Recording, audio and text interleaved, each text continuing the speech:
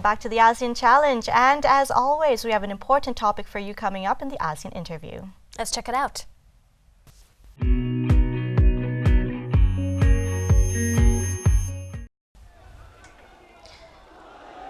People are calling the United Nations to intervene in Myanmar's Rakhine State to stop further escalation of violence against Rohingya Muslims and avoid another genocide like in Cambodia and Rwanda.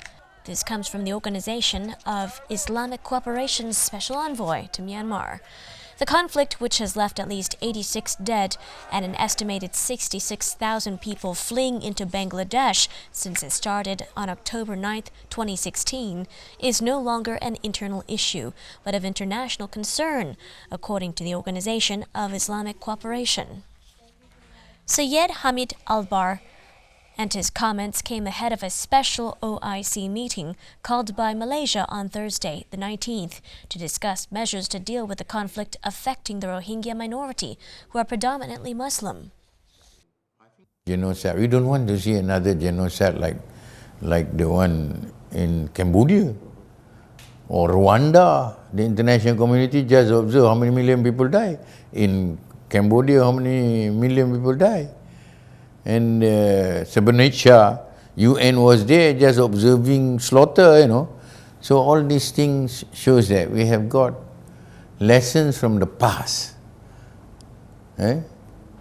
for us to learn from and then see what we can do. The OIC represents 57 states and acts as the collective voice of the Muslim world.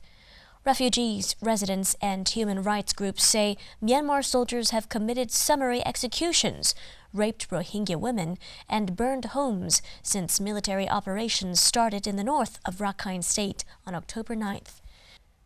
The government of predominantly Buddhist Myanmar, led by Nobel Peace Prize winner Aung San Suu Kyi, has denied the accusations, saying many of the reports are fabricated, and it insists the strife in Rakhine State, where many Rohingya live, is an internal matter. The military operations were in response to attacks on security posts near Myanmar's border with Bangladesh that killed 9 police officers. The Myanmar government has said that militants with overseas Islamist links were responsible. So the recent events have shown that the Rohingya community needs protection and the sense of feeling that they are part and parcel of Myanmar's citizenry.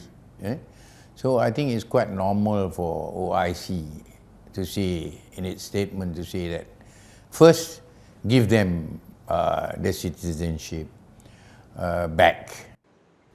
Other groups such as the Islamic Renaissance Front are also calling for a UN intervention in Myanmar. If we look at the history of the Bosnian War, and it was after the intervention by OIC by forcing the United Nations to take more stern action against the Serbs and to relieve the arms embargo upon Bosnia, that the war has managed to be stopped. And I believe that if there was such an action from OIC right now, there is a possibility that we could end atrocities and the persecution among the Rohingyas in Burma. A Myanmar government spokesman said it will not attend the OIC meet, as it is not an Islamic country, but that it had already made its actions clear to ASEAN members at their last meeting in December, and that UN intervention would only end up facing unwanted resistance from local people. About 56 Rohingya now live in Muslim-majority Malaysia, having fled previous unrest in Myanmar. Malaysia, which is Southeast Asia's third largest economy, broke the tradition of non-intervention by members of ASEAN by speaking out on the conflict, calling on the 10-member bloc to coordinate humanitarian aid and investigate alleged atrocities committed against the ethnic group.